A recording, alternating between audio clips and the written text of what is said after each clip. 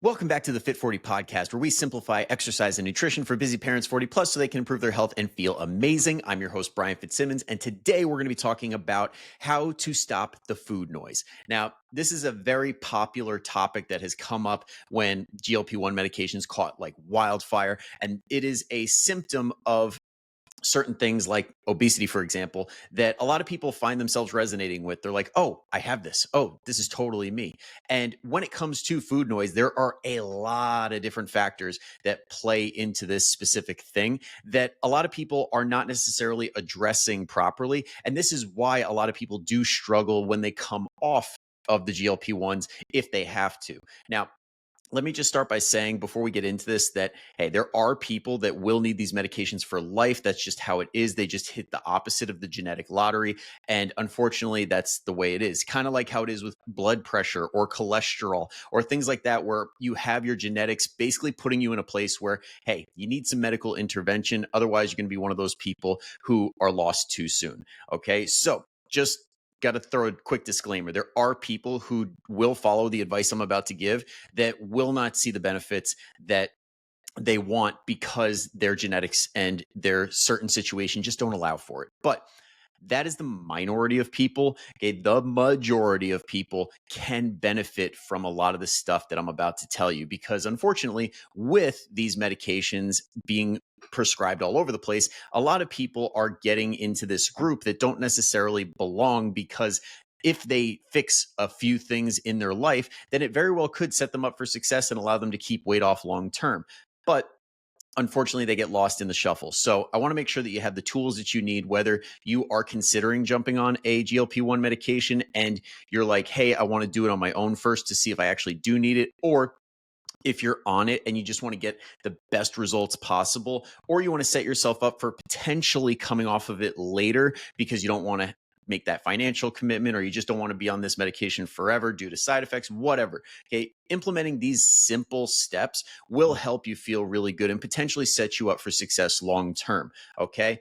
But with all that being said, always, always, always run it by your doctor. Make sure you guys are on the same page, and that way you get the best results and you are taken care of to the best of your ability. All right. Before I jump in, real quick, make sure that you are following or subscribed wherever the heck you are watching or listening so that way you don't miss another episode of the podcast going forward, because I'm dropping awesome topics and tips like this every single week. All right, let's get into it. Now, there is a population of people who are able to come off of these medications or they didn't need it in the first place. Okay. There's a very strong case for, is it the chicken or the egg? Like a lot of people, due to poor lifestyle factors, find themselves in a state of having excess body fat, having metabolic dysfunction, and having all of these symptoms because of those lifestyle factors. And then there's also people who have unfortunately been medically in a spot where, hey, I'm not in an ideal place. And that led to putting on all of this excess weight, which then caused all these problems. So there's people at both ends of this spectrum. Now, there's also people who have been taking GLP-1s as a shortcut. They're like, I got to lose 10, 20 pounds. I don't really want to put in that much effort. I just want to take these meds and get what the results that I want to get. And those people, unfortunately, do exist, and they're making this whole thing worse, but I'm not going to go too far into that.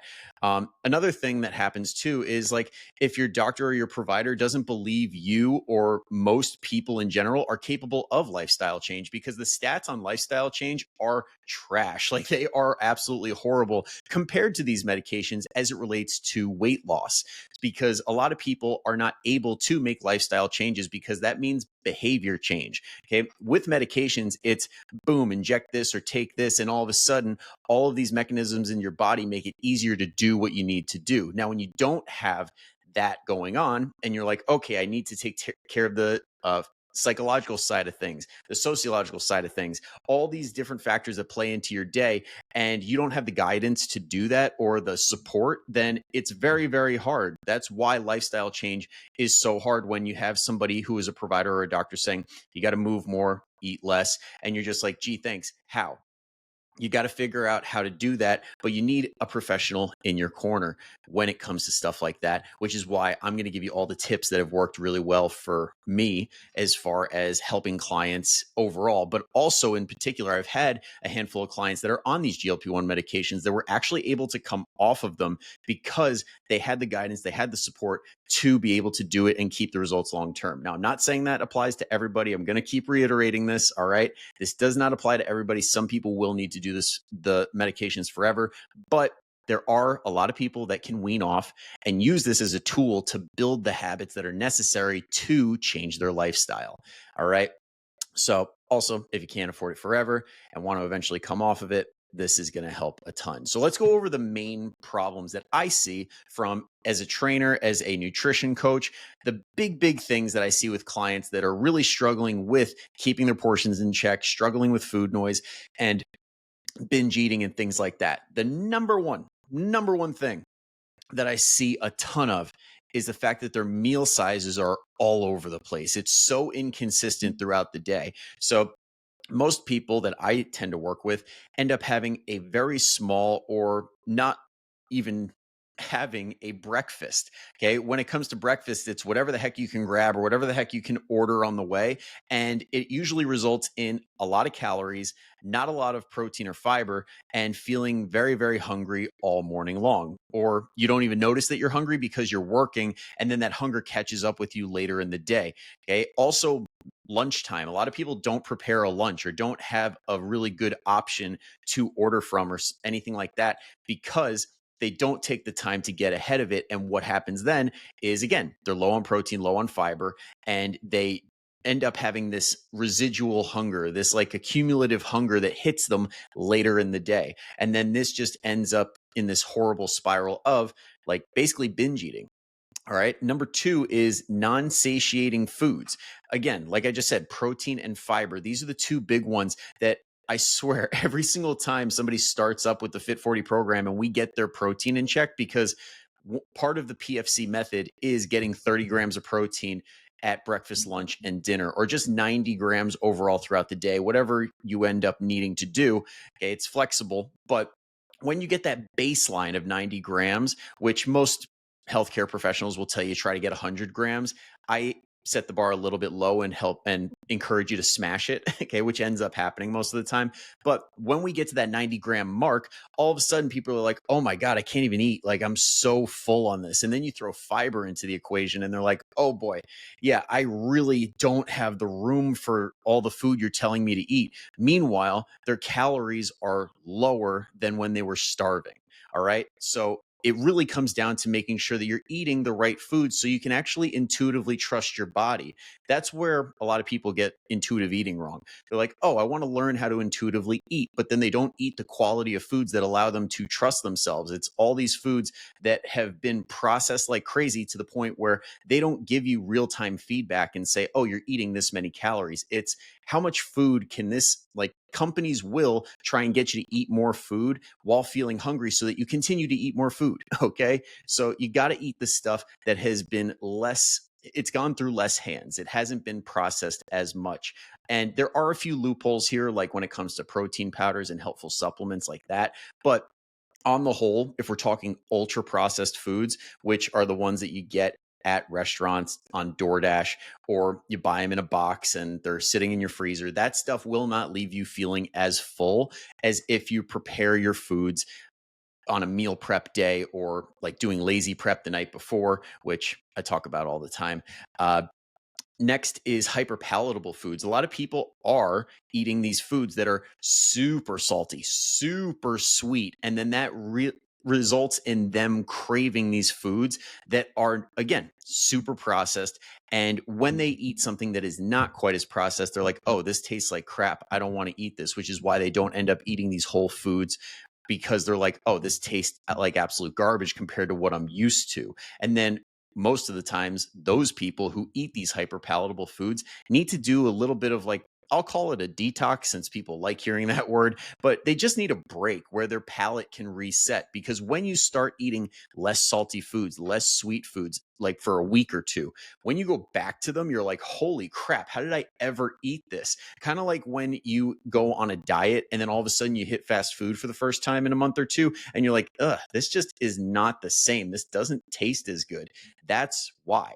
So a lot of people just need to take a break for a little bit of time and then listen to their taste buds and ignore the old routine of, oh, I always used to get this. And instead say, you know what? I need to eat this because I don't crave that anymore, because I can't handle that level of super salty, super sweet. I'm going to eat this and it's going to make me feel better anyway. So it creates a nice little positive feedback loop. Okay. Next is food media and advertising. Okay. A lot of people who do love food follow food accounts. Okay. When you're on Instagram, when you're on Facebook, you see nothing but these foodie accounts, which are these delicious looking foods. And what does that do? It keeps food in your mind all day. It's kind of like if, say, you struggle with a porn addiction and then you follow nothing but Instagram model accounts. Okay. You're setting yourself up for failure. You're always sending that message to your brain that I want this, I want this, I want this. And you never get a break from it. So, of course, you're going to be thinking about food all day. Next is emotional eating. This is a big one that a lot of people struggle with, that honestly is probably the biggest fix for most people, rather than like going these extreme routes.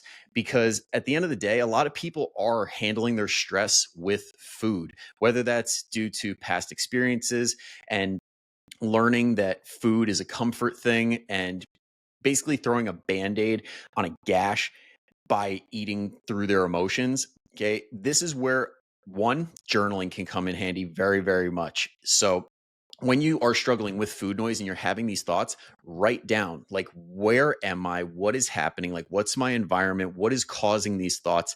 What is this masking? Like, any of that stuff. I'm not saying you have to do all of that, but it's a good guideline to follow of like, okay, what's the situation? Why do I think I'm feeling this way? And then when you eat, how do you feel while you're eating? And then after you're done eating, how do you feel after that? And then just putting that down on paper sometimes can help so much. And just being objective and saying, okay, I didn't realize that until I wrote it down. And wow, okay, so this is what I actually have to deal with and figure out how to improve on, instead of just reaching for food. Because my parents always used to give me food when I was sad when I was younger, or I always went for food when I had a rough day back whenever. Okay. This stuff all needs to be dealt with. Otherwise, you're always going to be a victim, for lack of a better word, to medications, to extreme measures, and things like that. And most people, I will say most because I truly do believe it, probably need to go that extra length and get some therapy to help get the tools that they need to sort through those emotions and come up with good tools and strategies to allow themselves to be in a good headspace to make the decisions that they want to make. Because if you are stressed out beyond belief and you are super emotional, it's so much harder to make the decisions that are going to result in your progress, like eating better foods, being able to exercise and do all these things. That's why I always kind of, like, not crack up, but I kind of roll my eyes when people are like, oh, if you're depressed, just move more, eat a little bit better. And it's like, well, it's kind of hard to do that when you're super freaking depressed. So it's like, you got to fix that depression or fix that emotion first. Then that opens the door to do all the things that you know you want to do. Okay. And next is stillness and boredom. A lot of us just don't know how to be bored. Okay. I remember as a kid having bouts of boredom because I didn't have an iPad in my face. I didn't have a cell phone. And I'm just like, okay, what do I do with my hands? Like, many of the people listening to this podcast are old enough to remember before cell phones, before maybe the internet. Okay. And we kind of have to go back to those times a little bit and say, you know what? I have the ability to sit in stillness, to be bored, and I just have to relearn that. And unfortunately, now with the younger generation, they're going to have to learn that for the first time. So it can help to learn the skill of being bored and just sitting with your thoughts. And for a lot of people, that's a scary thing, to just sit with your thoughts for however long that you have where you don't have anything going on. All right. And it actually reminds me of one of the most famous power lifters in the world, no longer doing it, but he's a coach, Dave Tate. Like, the guy used to be a world-class power lifter. And he said one of the most important skills he had to learn when he actually made the transition from powerlifting to bodybuilding was being bored. Because he's like, when I was doing bodybuilding prep, losing body fat and trying to maintain my muscle and get as lean as possible, he's like, the big thing that hurt me was the fact that I didn't know how to be bored on the weekends. Because what do you do when you're bored on the weekends? You hit up your friends to go get a beer, or to go to a restaurant and hit happy hour, or you end up like pulling something out of the pantry and you're just sitting on your couch munching away while you're watching TV. It's like, yeah, we don't really know how to be bored without food. So that is a big, big thing to learn too.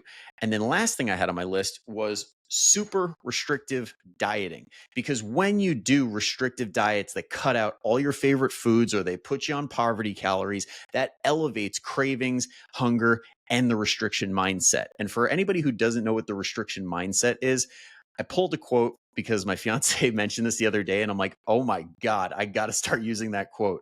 Okay, it's from Grey's Anatomy for any fans out there. Okay, straight from Christina Yang. People want to lose weight, or sorry, she says people want to lose weight. They don't eat the cookie. But then they get so hung up on not having the cookie that their whole life is about the cookie. Okay, that's what happens with restrictive dieting. You say, I can't have this. And then your entire life becomes that thing. And even though you're suppressing it, you're pushing it down, saying, no, I don't need it. No, I don't need it. The fact that it's in your head and you're saying, I don't need it, it is in your head. All right. The way that you get to the point where you no longer need or want those things is being indifferent, not forcing yourself to say, I don't want it. It's the fact that you get to that next level of indifference where it's like, I could have it, I could not a big deal. And the way that you do that is by incorporating it into your overall lifestyle. So let's take a cookie, for example. You've been told throughout the years, throughout all of the early 2000s, the 90s, the 80s, and all of them are like, carbs are the devil, sugar is the devil, you can't have cookies, you can't have cakes. So you're like, oh, okay, that's the way. So you've been avoiding cookies, but every single time you do, you binge on them. Now, let's flip the script and say, okay, I want you to eat mostly whole foods or minimally processed foods most of the time. So breakfast, lunch, and dinner, pretty solid. Like, you're eating the right foods. We all know the healthy foods. Okay, eat mostly those. And then at nighttime, I want you to budget 200 calories for cookies. Have your cookies every single day. And the goal there is to make sure that you only have that much. Okay, so whatever you have to do to make sure that you don't binge on the entire thing, whether that's like weighing them out on a scale or pre-portioning them or seeing, okay, there's a serving size of 2 cookies that's about 150 calories. I'm going to take 2 cookies out. I'm going to put the bag, I'm going to wrap it up and put it all the way up on the top shelf to make it that much more inconvenient. Or you could say, I'm going to do the grocery store or the gas station method and say, I'm not keeping it in the house, but I'm going to go and get it from the gas station, from the grocery store, just a single serving size.